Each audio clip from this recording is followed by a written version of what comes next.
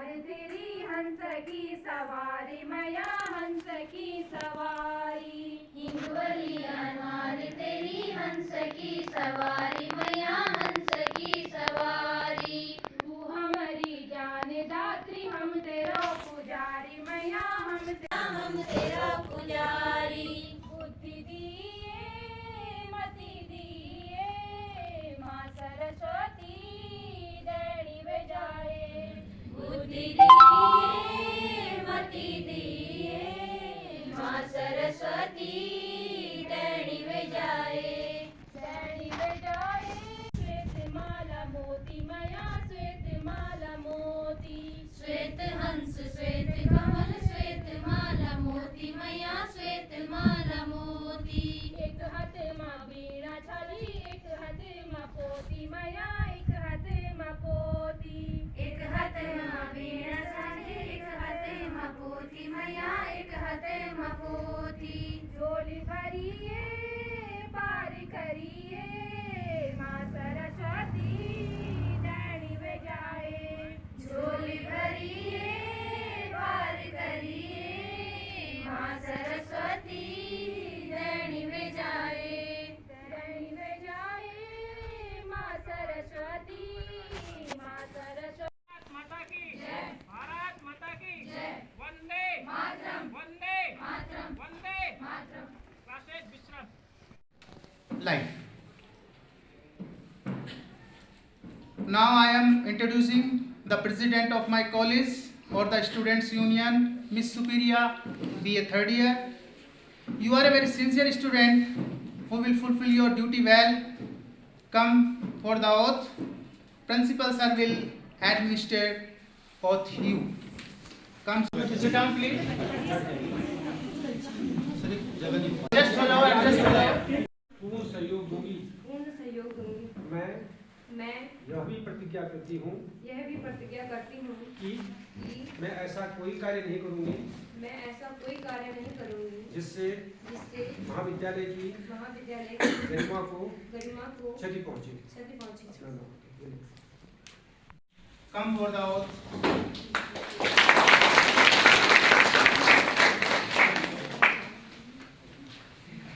ये है इधर दो चेयर पड़ी हुई है इधर खाली।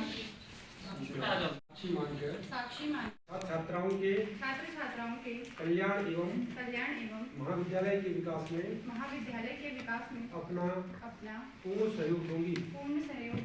मैं यह भी प्रतिज्ञा करती हूँ कि मैं ऐसा कोई कार्य नहीं करूँगी जिससे महाविद्यालय की गरिमा को क्षति पहुँचे।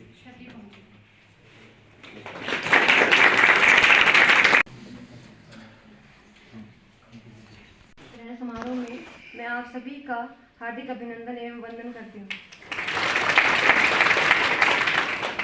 सर्वप्रथम मैं आदरणीय प्राचार्य महोदय एवं चुनाव प्रक्रिया में जुटे समस्त गुरुजनों का धन्यवाद देना चाहती हूँ एवं अपने समस्त सहपाठियों का तहे दिल से धन्यवाद करती हूँ। साथ बड़े भाई श्री अजयपाल सिंह नेगी जी का आभार प्रकट करती हूँ एवं उन्होंने मेरा समर्थन किया, इसलिए उनको धन्यवाद देती हूँ। तो उसके लिए आप सभी की जो मेरे साथ शुभकामनाएं थी, शुभाशीष था, उसके लिए बहुत बहुत धन्यवाद। और उसके साथ ही जो हमारी चुनाव आयोग की जो कमेटी थी कॉलेज की, उनका भी सभी शिक्षकों का मैं तहे दिल से धन्यवाद करना चाहूँगी कि उन्होंने हमें इस काबिल समझा और हमें इस पद पर निर्विरोध नामित किया गया। साथ ही अपने कुछ कार्यक्रम, वैसे तो अभी कुछ इतने खास है नहीं, लेकिन जो भी हमसे हो पाएगा कॉलेज के लिए, जैसे कि बीएससी में अभी सिर्फ बायोलॉजी की क्लासेस हैं, तो हम कोशिश करेंगे आगे कि यहाँ पर मैथ्स वालों के लिए और फिज़िक्स वालों के लिए भी कुछ व्यवस्था हो जाए। साथ में यहाँ पर एमए रेगुलर भी नहीं है, तो उसके लिए भी हम व्यवस्था करेंगे कि यहाँ पर एमए रेगुलर की भी हम कक्षाएँ बहुत जल्द शुरू कर पाएँ। जितना हमसे हो पाएगा हम करेंगे, क्योंकि वैसे तो यहाँ पर परिवहन की भी बड़ी दिक्कत है, जिसकी वजह से यहाँ पर स्टूडेंट्स रेगुलर नहीं आते हैं, बल्कि हम भी हैं, मैं भी हूँ जो रेगुलर नहीं आ पाती हूँ।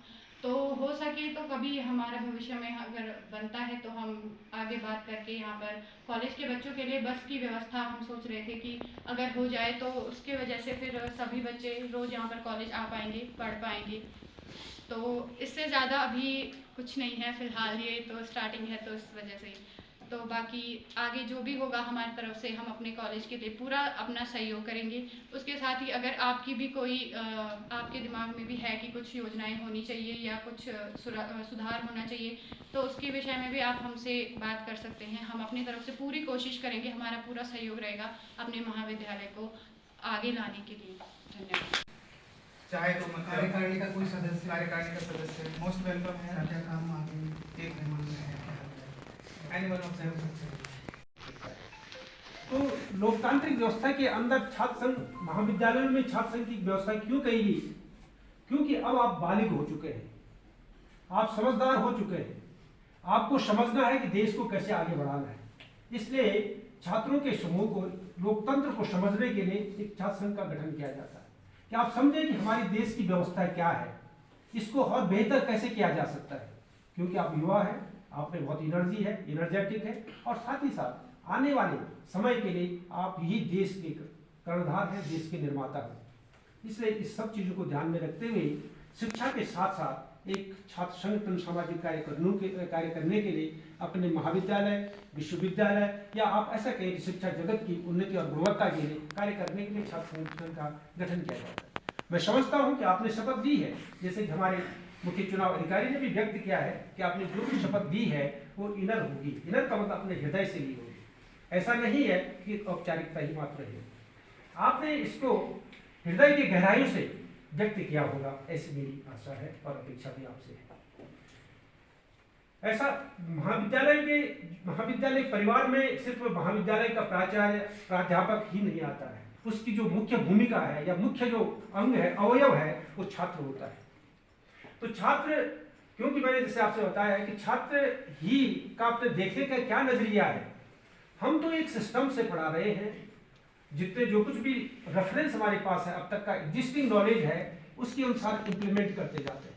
लेकिन छात्र क्या समझते हैं, किस तरह से होना चाहिए शिक्षा, किस तरह की शिक्षा उनको दी जानी चाहिए। ऐसा नहीं है कि कैलिफोर्निया में बैठा व्यक्ति, दिल्ली यूनिवर्सिटी में बैठा व्यक्ति और मेडिकल हॉल में बैठे व्यक्ति की समस्याएं एक ही तरह की हो, क्योंकि पॉलिसी तो जो नेशनल लेवल पर बनती है वो एक ही तरह की बनती है, लेकिन वो पॉलिसी यहाँ पर कितनी कारगर है, इसलिए आपको छात्रों को इसका एहसास हो सकता है। तो कहने का आशय ये है कि हमारा छात्र संगठन, छात्र और महाविद्यालय का स्टाफ का एक अपना एक परिवार है। बैठ करके उन योजनाओं को किस तरह से हम यहाँ के परिप्रेक्ष्य में ढाल सकें, जिससे कि हमारा हर बच्चा इससे लाभान्वित हो सके। तो ये हमारी छात्र और अभिभावक और महाविद्यालय परिवार का ड्यूटी होगी, कर्तव्य होगा। तो मैं, क्योंकि एक औपचारिक फंक्शन है, आप से यही अपेक्षा करता हूँ आज के दिन में कि आपने जो शपथ ली है उसका अक्षर से पालन करेंगे। जो भी कार्य करेंगे वो महाविद्यालय हित में करेंगे, छात्र हित में करेंगे, छात्र समाज के हित में करेंगे। हमारे सामने कई सारी समस्याएं हैं। भारत सरकार और उत्तराखंड सरकार ने कई योजनाओं को क्रियान्वित करने के लिए योजनाएं बनाई हैं, जिनमें जैसे कि हम बार बार कहते रहते हैं कि मद्य निषेध है, क्या कहते हैं, इको रजिस्ट्रेशन क्लब की स्थापना करनी है, छात्रों के द्वारा एड्स लोगों को जागरूक करना है। इसके अलावा बहुत सारी योजनाएं वो आपके एनएसएस के माध्यम से, एनसीसी के माध्यम से या अन्य संगठनों के माध्यम से भी की जाती है। ये एक तरीका है जो कि भारत सरकार के द्वारा किया जाता है। लेकिन सबसे बड़ा संगठन, सबसे बड़ी शक्ति तो वो है कि जो आप अपने वॉलंटरी ऑर्गेनाइजेशन बना करके किसी कार्य को करें। तो छात्र संगठन भी इसमें से एक काम कर सकता है। आप एक वॉलंटरी किसी कार्य को लें, किसी असहाय की सहायता करने के लिए, किसी गरीब की शुल्क देने के लिए, ऐसा सोचें कि सारा हमारा परिवार है, हम कैसे एक दूसरे को आगे बढ़ाएं। तो मैं समझता हूँ छात्र संघ इसमें मील का पत्थर साबित होगा। आप छात्रों की समस्याओं को हमारे सामने जो भी समस्या हमारे लेवल से, हमारे स्तर से सुलझ सकती है, उसे हम महाविद्यालय स्तर पर उन समस्याओं का निराकरण करने की कोशिश करेंगे। बाकी जो समस्याएं हमारे स्तर की नहीं है, हम उन्हें अग्रसारित कर तत्संबंधी ऑफिसों तक जैसे अगर विश्वविद्यालय से संबंधित है तो विश्वविद्यालय को अग्रसारित करेंगे, या शासन से संबंधित है जो हमारे स्तर से नहीं हो सकते उन्हें अग्रसारित करके संबंधित से रिक्वेस्ट करेंगे। तो मैं ज़्यादा न कहते हुए आप सभी का, छात्रों का, कि आपने आकर के वहाँ सहयोग दिया, इस फंक्शन की गरिमा बढ़ाई, शोभा बढ़ाई, इसके लिए आप सब साधुवाद के पात्र हैं। और सभी मेरी महाविद्यालय परिवार के सदस्य और स्पेशली हमारे जो गेस्ट आए हुए हैं उनका मैं आभार करता हूँ। धन्यवाद। क्योंकि जो औपचारिक फंक्शन है वो पूरा हो गया, छात्र आपस में बात करना चाहते हैं, अपनी बातों